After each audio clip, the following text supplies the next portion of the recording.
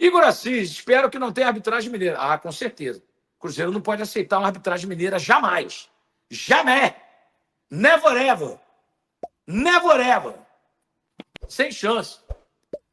Juiz para esse clássico tem que ser o Daronco. O Daronco, o Galo não vai aceitar por causa do Hulk. O Hulk e o Daronco tem uma bronca ali, os dois.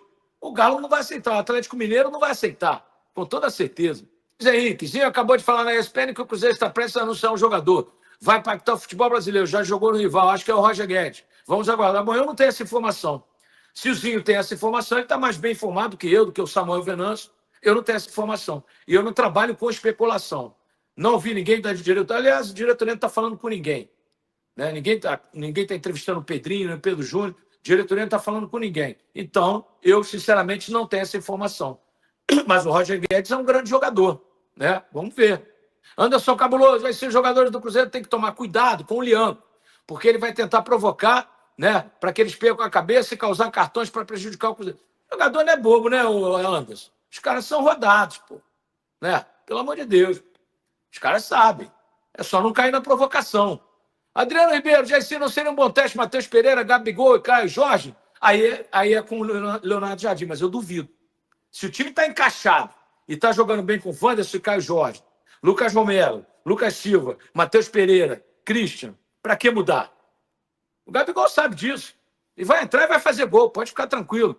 Washington Oliveira, boa noite. Estou na expectativa do Cabuloso vencer 2-0 para ficar melhor. E ver o Dudu no banco do Atlético com cara de choro, vendo o Mineirão pulsando.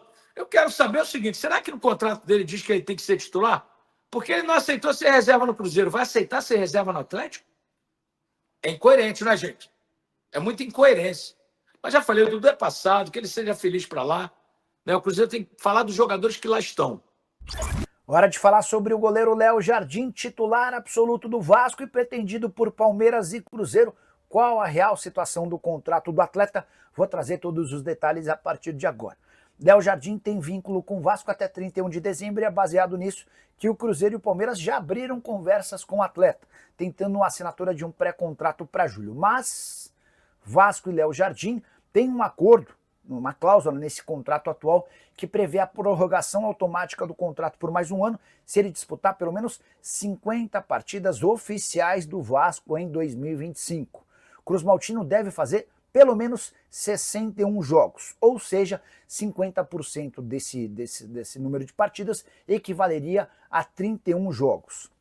Léo Jardim foi titular na derrota contra o Lanús na noite dessa terça-feira pela Sul-Americana, completando seu 26º jogo, o que faz com que o torcedor do Vasco possa respirar aliviado, mesmo tendo recusado 3 propostas oficiais do Cruz Maltino.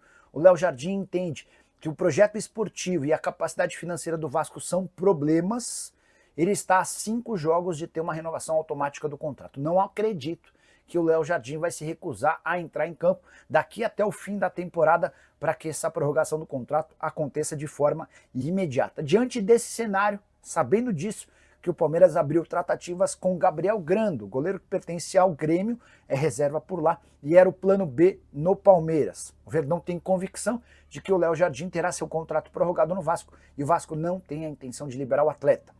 Já o Cruzeiro via no Léo Jardim a possibilidade de trazer alguém para disputar a posição com o Cássio a partir da próxima temporada, mas ao que tudo indica, o Vasco vai conseguir manter seu goleiro, que é ao lado do Verratti, o principal jogador da equipe. Bora falar agora sobre um reforço misterioso no Cruzeiro.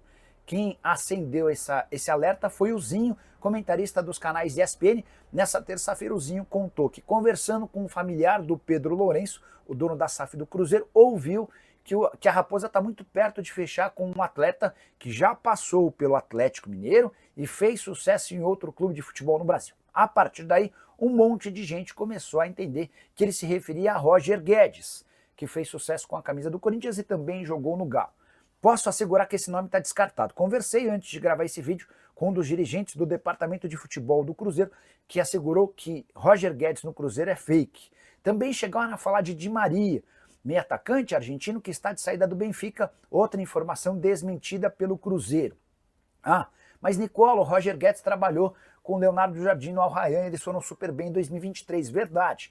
Mas o Roger Guedes ganha 5 milhões de reais por mês no Catar e tem mais 2 anos de contrato, próprio empresário dele, o Paulo Pitubeira, já havia me afirmado que o Roger Guedes não volta ao Brasil nessa temporada, quem sabe para o ano que vem. De fato, o Cruzeiro busca contratações importantes. O Inestrosa, atacante colombiano do Atlético Nacional, é uma possibilidade. Se sabe que Valentim Gomes também tem conversado com o Cruzeiro, atleta zagueiro de 21 anos de idade que pertence ao Vélez. Também contei para vocês com a exclusividade que o Alan Franco, cujo contrato no São Paulo se encerra em dezembro, virou alvo do Cruzeiro, também já é alvo do Palmeiras. Só para completar, queria repercutir uma informação que veio da Colômbia. O jornalista chamado Pipe Sierra afirma que o Emerson Batalha, atacante colombiano que pertence ao Tajeres, mas está emprestado à Juventude, seria novo alvo do Cruzeiro. Essa informação não procede. Primeiro porque o Batalha já tem 8 jogos no Campeonato Nacional e não poderia se mudar para o Cruzeiro. Depois conversei com uma pessoa da Juventude que assegura que não houve nenhuma consulta nem contato a partir do Cruzeiro e que de fato o Clube Gaúcho tem a possibilidade de opção de comprar o atleta a qualquer momento. Eu vou adicionar na tela aí, porque temos uma informação importante da arbitragem para domingo. É ele? Flávio Rodrigues de Souza é o dono do apito. Queremos a novela.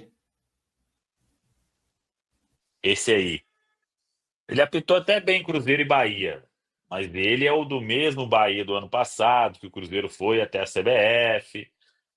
A comissão de arbitragem da CBF, ela flerta com a confusão, né? Definido. Vamos aguardar o VAR, né? Tão importante quanto, né? Ainda mais aqui no futebol brasileiro. Confesso que esse eu conheço pouco. Ele só foi teve um jogo ruim. Esse aí é o que o Pessolano precisou. Pessolano, quase pegou ele pelo colarinho lá em Alagoas. Ele é um dos que mais é protagonista, Baú, dos jogos, não só no Cruzeiro, mas assim, de forma geral, no Campeonato Brasileiro, é um que sempre termina os jogos, você sabe que ele era o árbitro, e aí normalmente não é por bons motivos, né? Mas aí pegar o Pessolano de exemplo Pegar o Pessolano de exemplo é loucura. Ele brigou com todos os árbitros. Que isso, ele era tão tranquilo. Sabemos que o critério da arbitragem brasileira é não ter critério. Porém, ele é um dos árbitros que a Rafa falou muito bem. Ele gosta de aparecer mais do que os atletas. Isso geralmente dá ruim.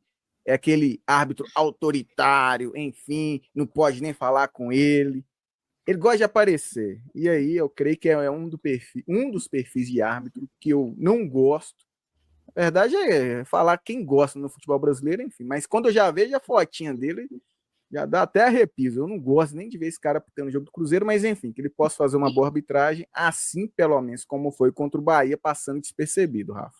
E assim, clássico é um jogo muito difícil de ser apitado, porque a gente sabe que se o árbitro não tem a capacidade de controlar, se ele não tem critérios muito claros, rapidamente os jogadores vão engolir o árbitro no jogo. É isso que acontece. Então, assim, torcer muito para que ele esteja numa jornada abençoada no domingo e não seja o protagonista da partida, mas é difícil, gente. É um tipo de jogo que tem que ser o melhor árbitro possível, disponível, e ainda assim corre-se o risco de ser difícil para ele, porque vocês sabem como tem sido o clima também de Cruzeiro e Atlético, os jogadores não têm facilitado também a vida da arbitragem, e eu imagino que vai ser um jogo bem chato nesse sentido, assim, então, enfim, né, vamos torcer para que não seja preponderante para o resultado, mas é aquilo, eu falo muito, às vezes não é uma questão de um erro claro, assim, há um pênalti que não foi marcado, uma expulsão que deixou de dar, mas é uma questão de falta de critério, de uma falta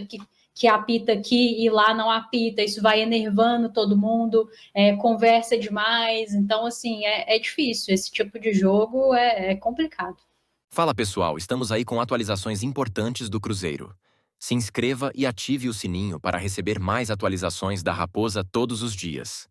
Deixe seu like, que é muito importante para o crescimento do canal. Utilize o espaço aqui embaixo para registrar sua opinião. Ficamos por aqui com mais esse giro de notícias. Um abraço e até o próximo vídeo.